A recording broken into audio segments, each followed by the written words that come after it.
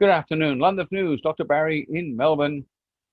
I've got some updates from The Outsiders, a fantastic program on Sky News that puts you up to date and tells you what's happening out there without the BS. And talking about BS, there is so much apathy out there. You know, it's amazing. I think people are obviously drinking tap water with a lot of fluoride in it because they're still walking around the days and behaving like robots, standing on lines and stuff. And the staff behind the counter are not even wearing masks. They've gone past that. They don't have to. In fact, nobody has to outside, but they're still wearing them. So really, it's sad. And we need help in the International Common Law Court. We've got a couple of cases on and going on and coming up and so on. And we need physical support here in Melbourne, not just promises or false promises. We need to get a lot of people to turn up. It's in your interest. But sadly, a lot of people want something done, but unless they're impacted by some of this stuff themselves. If you lost your business, you're impacted. If if you're getting the dole, well, you're not too badly impacted. But apathy, just get up and let's make a stand. We've got to fight back all these criminals, right?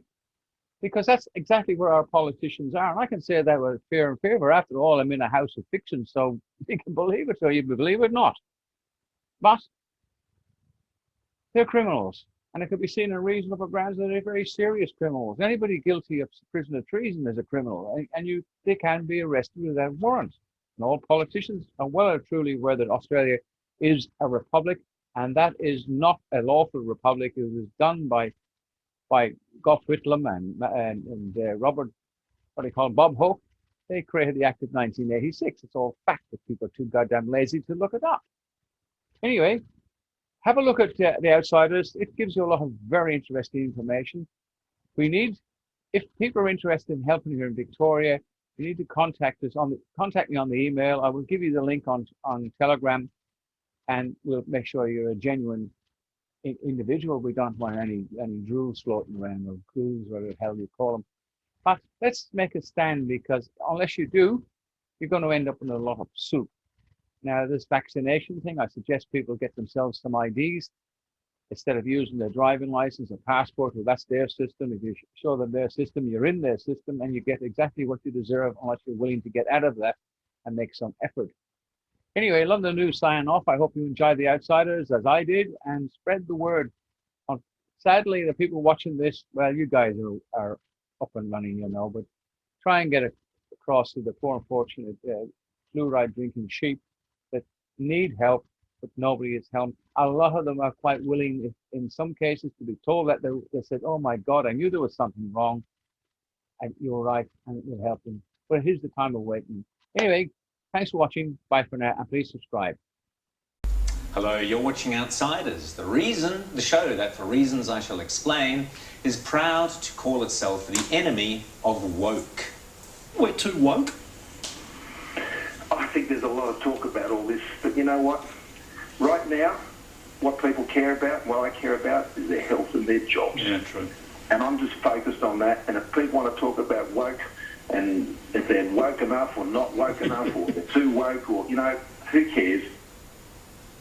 Well, actually, I care, and a lot of people care, but I will talk about it, Prime Minister, and hopefully you will listen, because you clearly have no idea what a pernicious and sinister ideology wokeness is, and how it is blighting the lives of an entire generation. Your generation, Prime Minister, those kids growing up in the Morrison years. And their confusion and their unhappiness will be your legacy.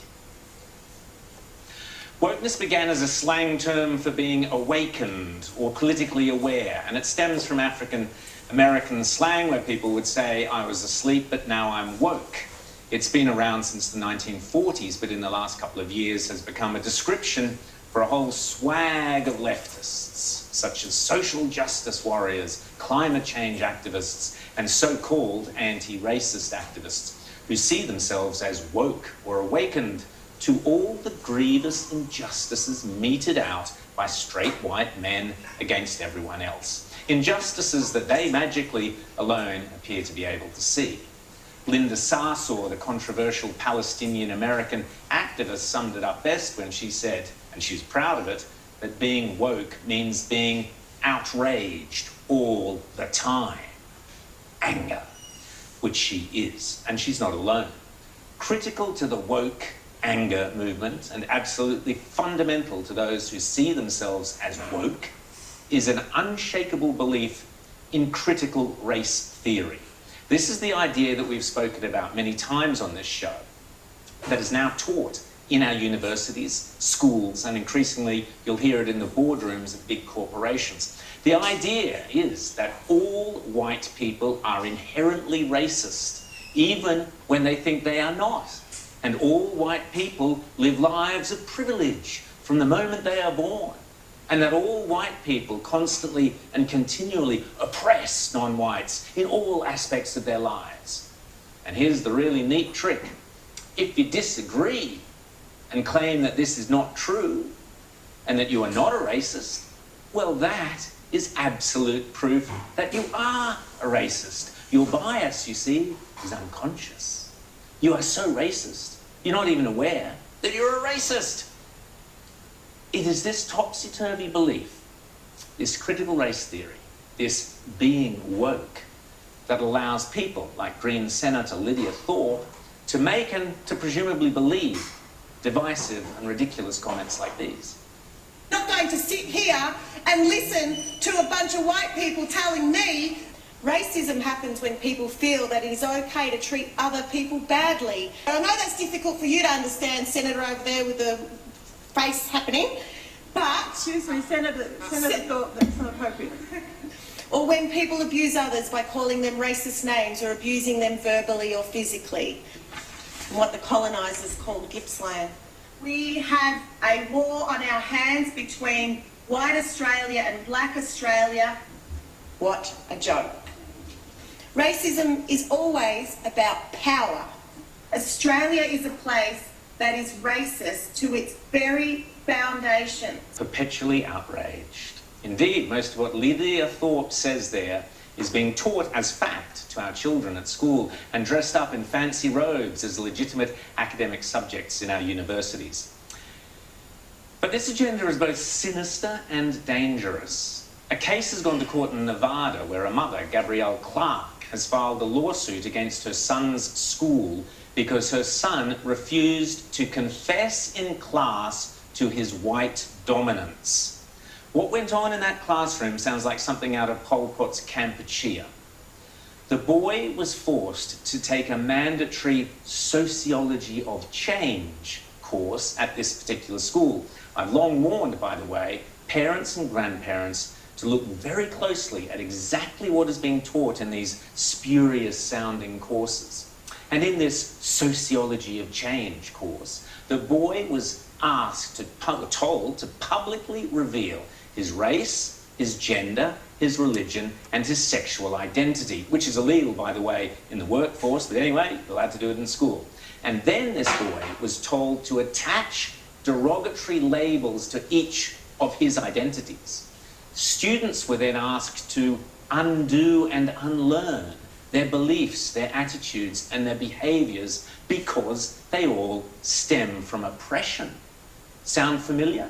Remember that Unlearn campaign that Sydney Uni was pushing a couple of years ago? Now you know where it came from. Anyway, the mother says her son was understandably reluctant to label himself as privileged or an oppressor to the rest of the class, even though the teacher threatened to fail him if he didn't. And if that's not sinister enough, her son happened to be the only student in the class who looks white. He has light skin and green eyes, but wait for it, he's not. He is, in fact, of mixed race.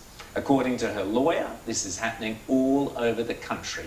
And I guarantee if it isn't already happening here, it soon will be.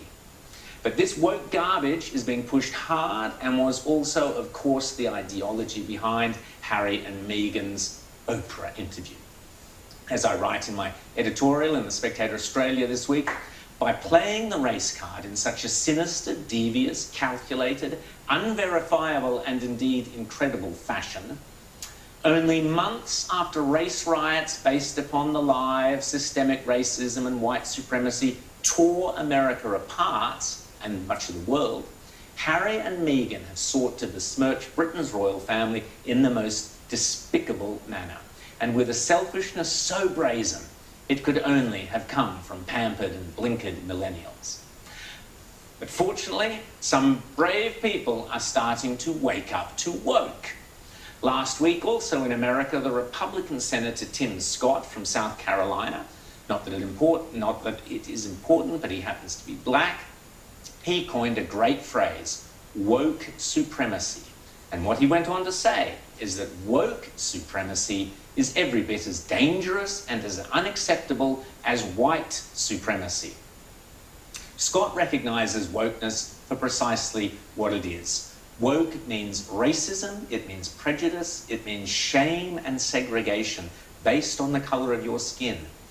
The absolute opposite to everything Martin Luther King and so many other great African Americans fought so hard to achieve. Also last week, the respected Egyptian American pastor Michael Youssef issued a strong condemnation of woke. Woke evangelical churches is what he was talking about, and he warned that the spewing of far-left ideology from the pulpit is deadly as far as the gospel of Jesus Christ is concerned. And he wrote, or he said, bowing to woke culture is a very popular message that is now being preached from many evangelical pulpits. Traditionally Bible-believing, gospel-preaching churches are now preaching wokeness, he says, because people want to be liked on social media. It's all about the likes. But Yusuf warned, young people must realize that this is a deception. It's very subtle and it's very clever, but it is a deception. Mr. Morrison might like to ponder those comments from a pastor from his own church. A good friend of this show is the writer and intellectual Melanie Phillips. You can read her on melaniephillips.substack.com, writing about how Western values are under unprecedented and ferocious assault from the woke culture. She points out that across the West, conservatives are being silenced by left-wingers intoxicated with their own cultural power. Universities and high schools, she says, have morphed from crucibles of knowledge and reason into propaganda platoons, indoctrinating and intimidating students into endorsing androgyny, apocalyptic climate change, and a hatred of capitalism, a hatred of white people, and a hatred of the West. And of course, combined with that, bigotry against Jews and Israel is rampant.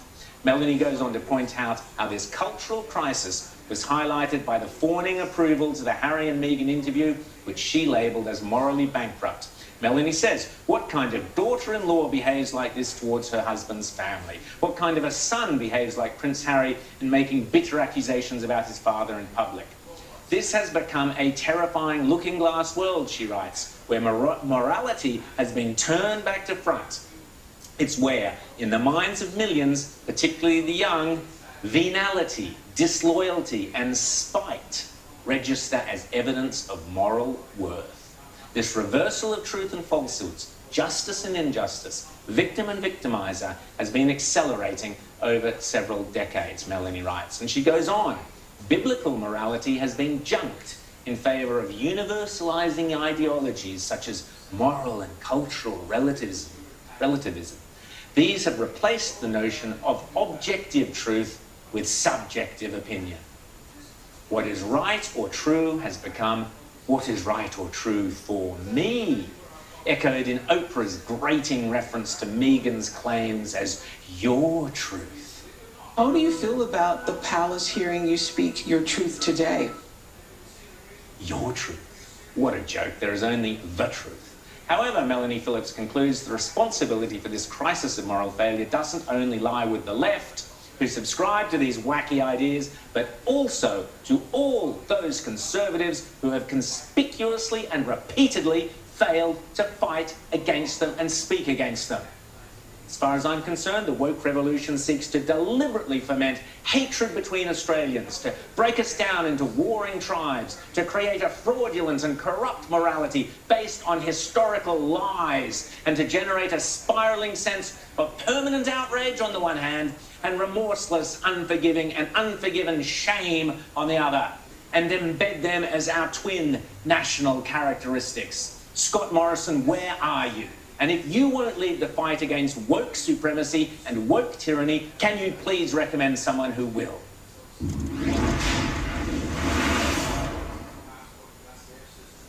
Outsiders regular viewers will remember the Great Barrington Declaration, authored by, among others, the highly respected Professor Jay Bhattacharya from Stanford University.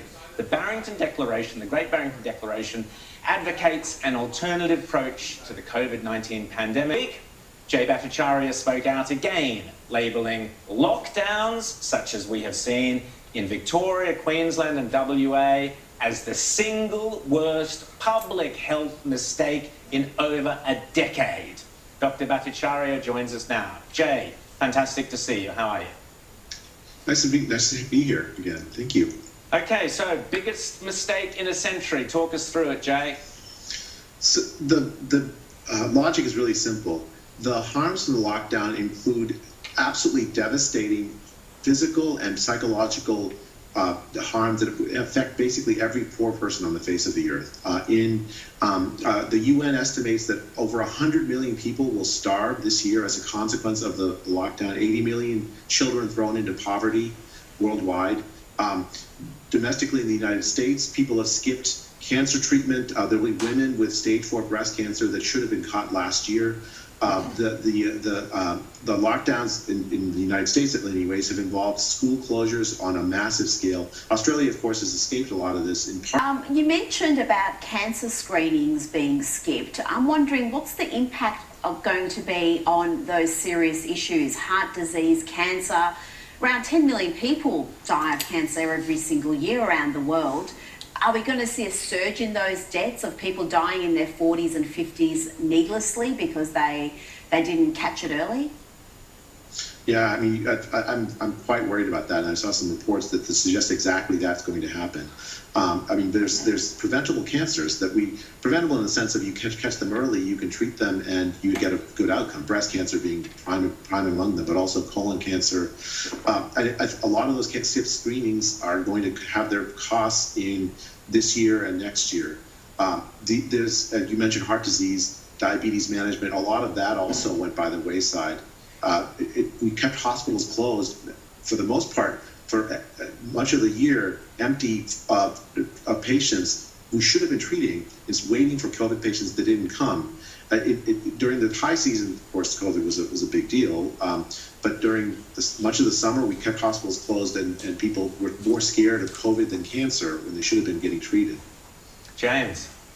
Doctor, I note that the states in the United States that have locked down the hardest, including California, where you are right now, have had some of the worst results, whereas states that have been more open, such as Florida, have done relatively better. What did you make, Dr. Bhattacharya, of Joe Biden's comments earlier this week that, well, maybe if we're all very good, you just might be able to have a small gathering in your backyard, a couple of people for a hot dog for July 4th, when there are states that are getting out of lockdown, doing well, doing better, particularly with the vaccine? What did you think of the president's comments? It's nonsense. I mean, Disney World has been open since July of last year. Disneyland is still closed. And yet, California, where Disneyland is, has done worse in terms of age-adjusted mortality from COVID than Florida, where Disney World is. The lockdowns, we think of them as protecting the vulnerable, but they actually don't work to protect the vulnerable. In a way, it's like a failure of imagination. A lot of the public health community thought that we could use the lockdowns to protect the old, the vulnerable, but when they should have instead been doing is thinking of focused protection ideas to actually protect the vulnerable while letting the rest of the society avoid the psychological and physical harms of the lockdown. Lockdowns they provide an illusion of control. It was just a mistake. Florida has done vastly better than California. My kids are still not in school. Indeed. Your normal life could be upended at any moment. The psychological stress from that, I think, is going to be great. It's already great, I think. In the U.S., the psychological stress from the lockdowns have led to 1 in 4 young adults seriously considering suicide, according to the CDC survey this past June. I think that it's not sustainable. I think that the right approach is a focused protection approach that avoids the lockdown and all the harms that come with it.